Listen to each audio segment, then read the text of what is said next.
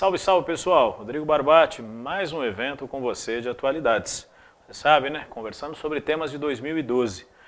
O nosso evento de hoje tem por objetivo apresentar para você os tópicos referentes ao mês de junho. O que aconteceu de significativo no mês de junho de 2012 que possa ser relevante para você recordar e visualizar. Claro que estamos pensando em temas que têm um enfoque político, econômico e social. Então o objetivo da nossa apresentação é justamente fazer um resumão para você dentro dessa perspectiva. O que tem de política, o que tem de economia e o que tem de tema social que seja relevante para você considerar em termos de provas, concursos que você esteja aí se preparando. Sempre lembrando, é claro, que o objetivo afinal de cada bloquinho é mostrar para você um exercício, uma referência de diferentes organizadoras, até mesmo de provas e questões até mais antigas que sirvam como referência para você visualizar o nosso conteúdo. Esse é o grande objetivo da nossa conversa de hoje, ok? Então, sem delongas, vamos aos temas, o que interessa para nós, certo?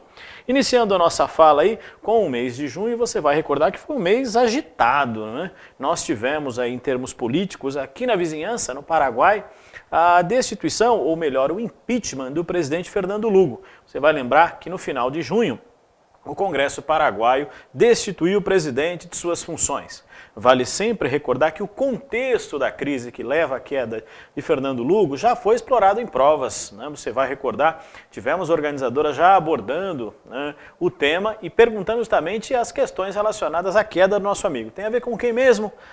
O problema dos trabalhadores sem terra. O Congresso paraguaio, dominado pela oposição ao presidente Fernando Lugo, justamente se ateve a um detalhe. O presidente teria sido inábil no trato da questão de invasão de terras e isso teria levado, né, à sua destituição. Claro que não foi só porque os trabalhadores invadiram propriedades. O presidente Lugo, por não ter maioria no Congresso, vinha sofrendo pressão da oposição e isso é interessante observar. Agora é aquela história. Lembra quem, onde, por quê, né, os eventos ocorreram. Então, Fernando Lugo, Paraguai, impeachment. O Congresso tira os poderes, destitui o presidente em função da perda de controle, vamos dizer assim, do governo em relação à questão agrária. Que já fora tema de prova, vale sempre lembrar que no início de 2012 nós tivemos questões, a própria VUNESP fez na prova do IANSP uma questão sobre invasões de terra no Paraguai. Então o tema estava nos noticiários, isso é importante você observar. Então começa por aí essa nossa encrenca, certo? Muito bem, você observa o slide e visualiza comigo esse tema. E não esquece, sempre referendando para você que há um outro fato importante. Nessa questão, isso que é significativo, você tem como referência a ascensão do presidente Federico Franco, presidente ou vice-presidente, perdão, que entra num cenário crítico, não é? Ele vai permanecer no poder até as eleições que ocorrem em 2013, mês de abril de 2013, eleições no Paraguai.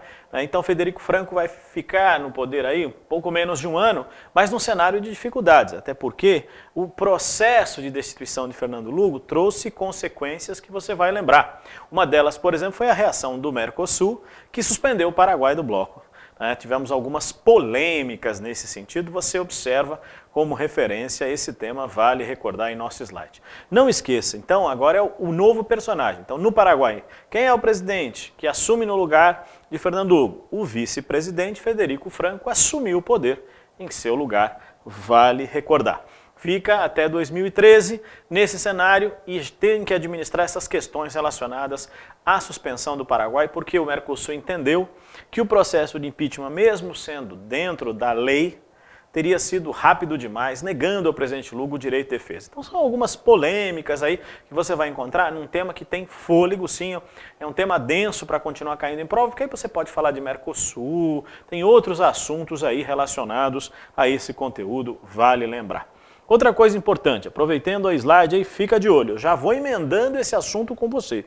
Quer dizer, da destituição do presidente paraguaio, a reunião, justamente, praticamente uma semana depois da destituição, você tem uma cúpula do Mercosul e os presidentes ali reunidos decidem suspender o Paraguai. Então o Paraguai foi suspenso do mercado comum do Sul. E fica esse primeiro olhar. Primeiro bloco, então, para você lembrar, dentro dessa visão, a questão de política internacional. Saiu o presidente paraguaio, tá. E na sequência, Mercosul suspende o Paraguai do bloco. Muito bem. Até quando? Até abril de 2013, para você lembrar. Tá. Só que aí tem um detalhe. nós precisamos abrir para o Mercosul. Lembra? Mercado Comum do Sul, Tratado de Assunção, 1991.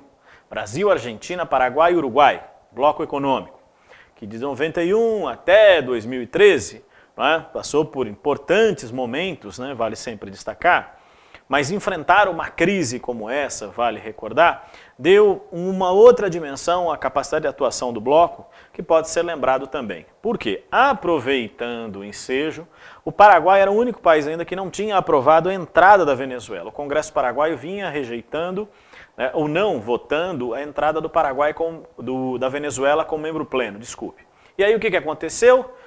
Aproveitaram a troca de presidente, aproveitaram a suspensão do país do bloco e, numa manobra que ficou claro com essa intenção, mas para nós em prova o que interessa é saber que, com a suspensão do Paraguai, a Venezuela se torna o 5º membro do bloco.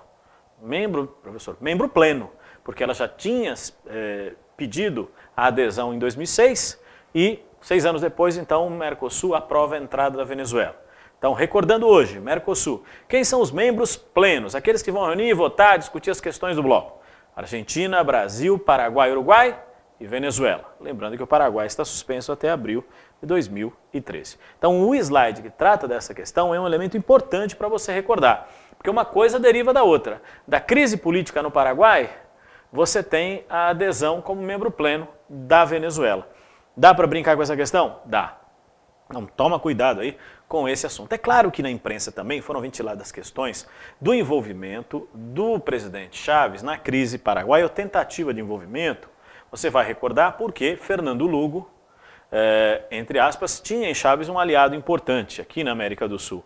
E que o embaixador venezuelano teria procurado militares paraguaios para resistir à destituição do presidente Fernando Lugo. Então, algumas questões saíram na imprensa, né, boataria, temas, mas tem que pensar que esses assuntos não têm, muitas vezes, muito fundamento para ser lembrado pelo avaliador, mas há um questionamento de alguns setores do envolvimento venezuelano ou tentativa para evitar a destituição de Fernando Lugo. Ou seja, fica de olho nessa montoeira de temas, hein? Fernando Lugo, Mercosul, Paraguai, Hugo Chávez, ó, bastante coisa aí para você raciocinar, ok? Então, uma referência sobre o tema também cabe destacar.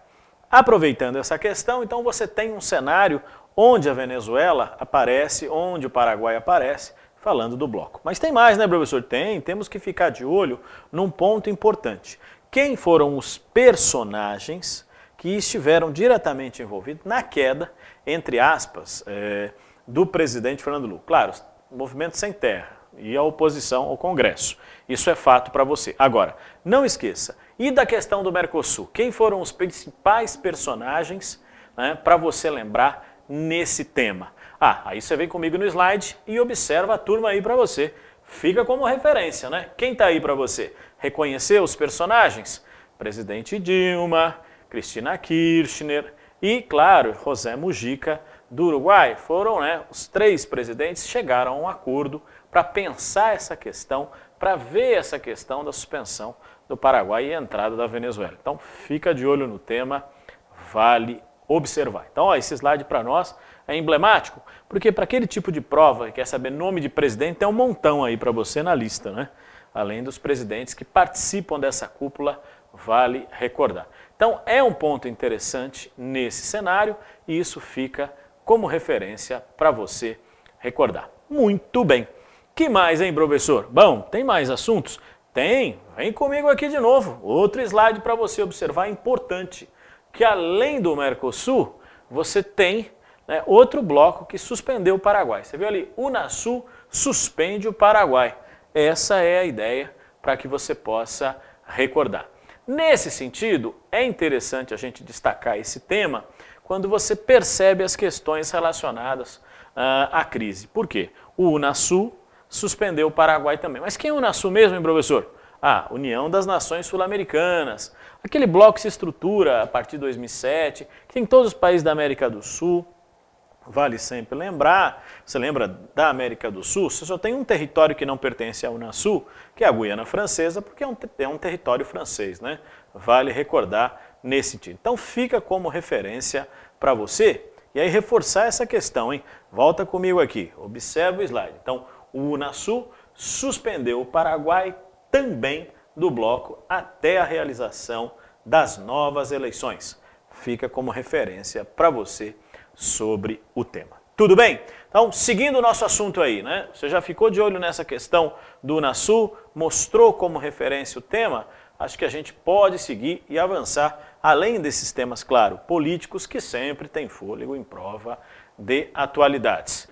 Então, pessoal, mudando de assunto, né, a gente vai avançando nos temas políticos, mas antes, né, me lembrei uma coisa, por precaução, dá uma olhada no slide comigo, de repente alguma questão sobre os países membros do Unasul ou Mercosul, tem a lista para você de todo mundo, aí fica mais fácil, de repente aquelas perguntas, faz parte de tal bloco, então você tem a lista de todos os países aí da União das Nações Sul-Americanas, ajuda você também a visualizar esse tipo de abordagem, ok? Então fica de olho no tema, fica como referência essa questão. Mas que mais, hein, professor? Bom, avançando agora mudando de assunto mesmo, né, professor? Muda de assunto.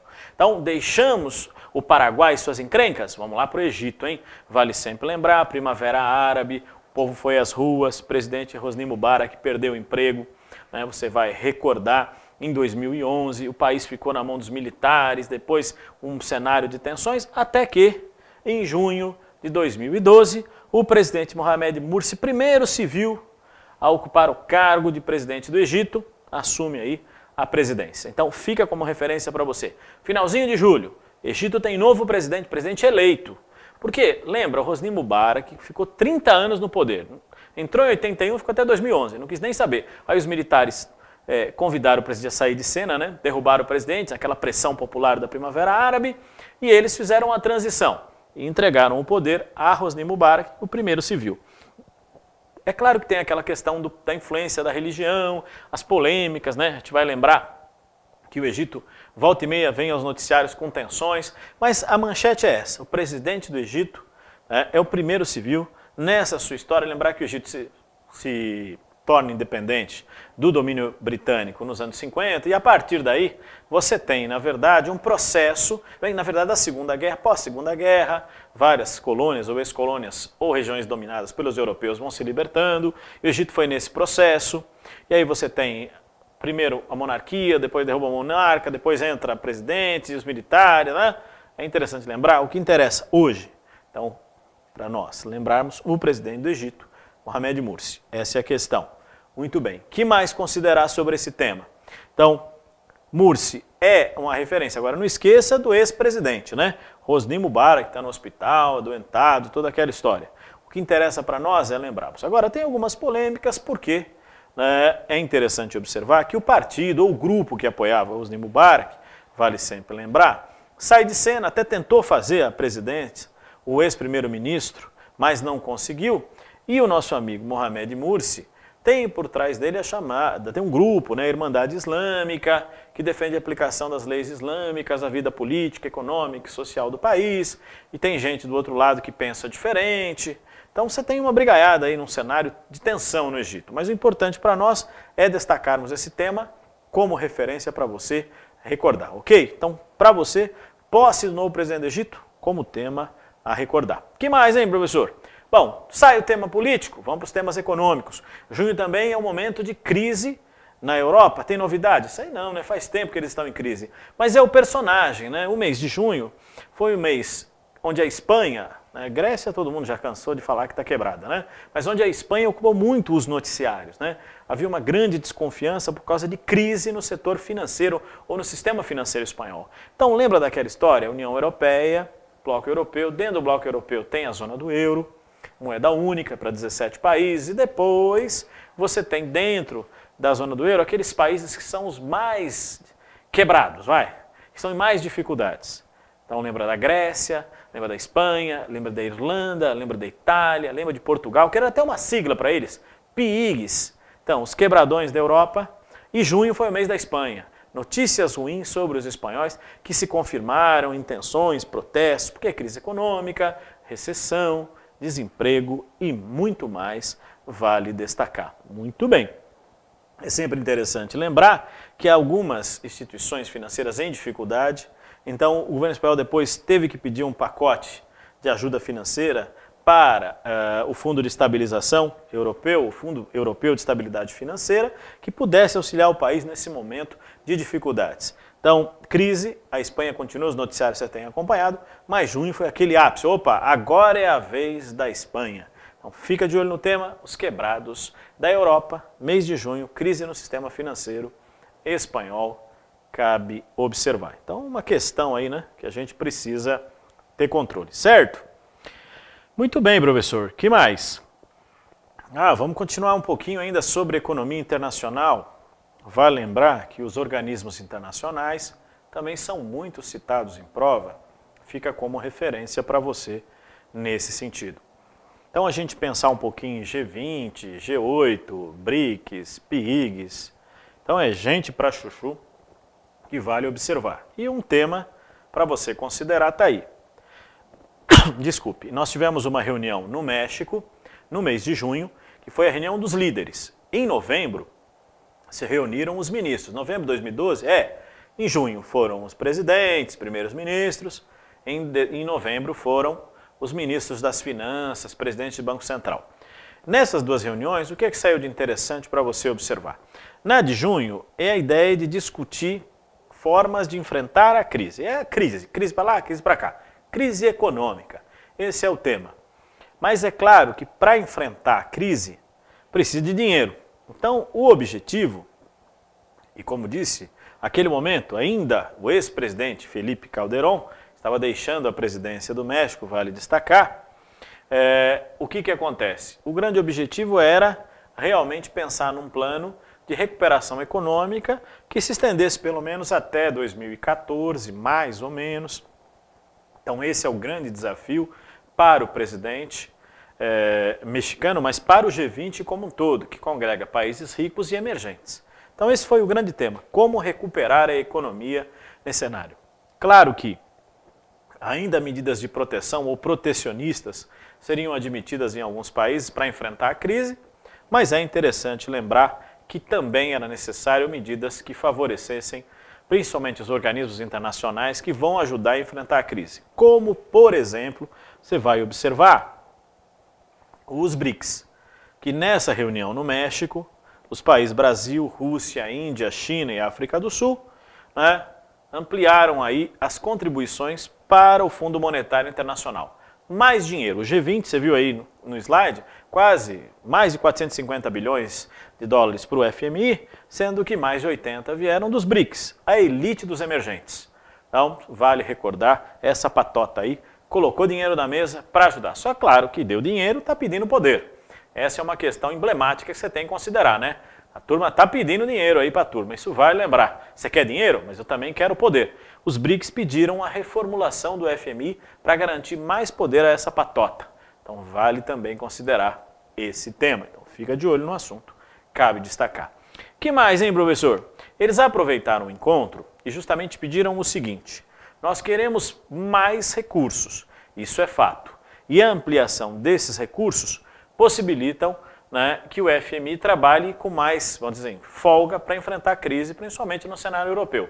Porém, os BRICS querem mais poder, e isso é fato para você considerar como um dos temas também de economia internacional. Então, fica de olho no tema, vale destacar. Então você viu, G20 é o tema, só que eu preciso trocar, né, professor? Tem mais coisa acontecendo? Tem, então vem comigo. Olha lá, Rio+20. O meio ambiente, bro? Sim, tema importante também, além de economia, política, questão ambiental.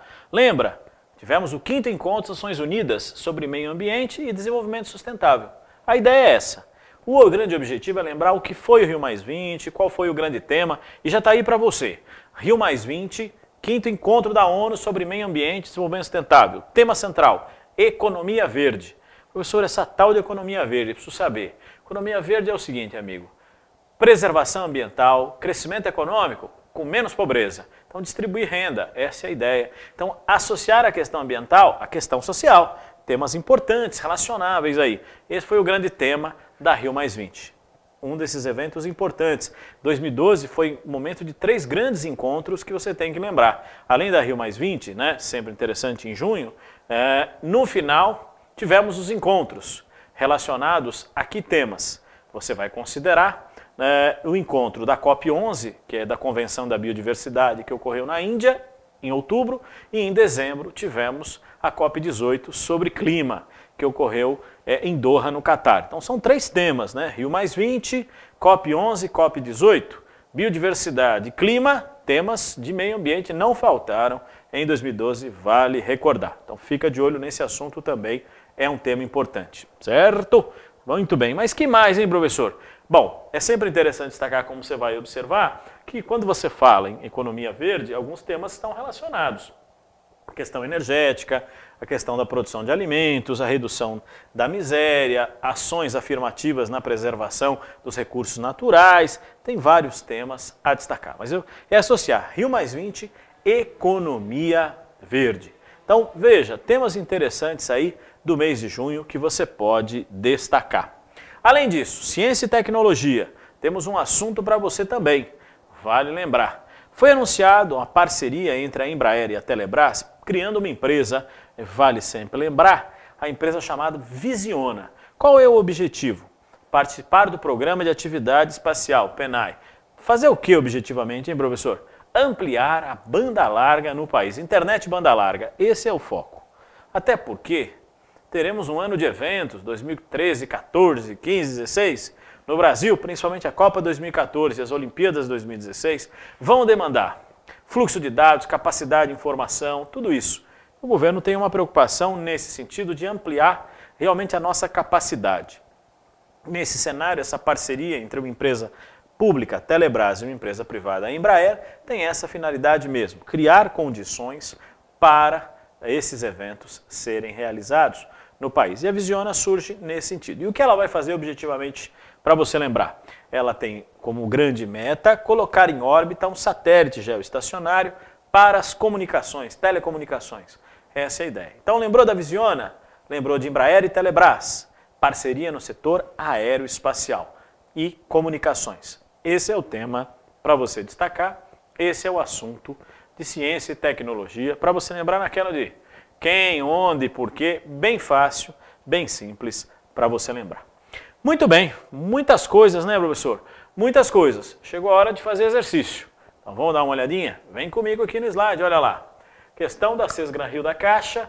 Olha, Rio+20 figura como um cenário-chave para o reordenamento discursivo e geopolítico global. Sob o rótulo de economia verde, se discute a consolidação dos mercados financeiros, a partir da natureza, o maior controle empresarial dos recursos naturais e a legitimação do uso de novas tecnologias de alto risco, como nanotecnologia, biotecnologia, biologia sintética e geoengenharia. Esse artigo foi esse trecho, né, do Le Monde Diplomatique Brasil, que a Sesgran Rio escolheu na prova da Caixa. Então coloca para você um trecho fazendo uma crítica sobre a economia verde. E aí, a organizadora pergunta o que a Rio+20 ia discutir. Não é à toa. Olha lá.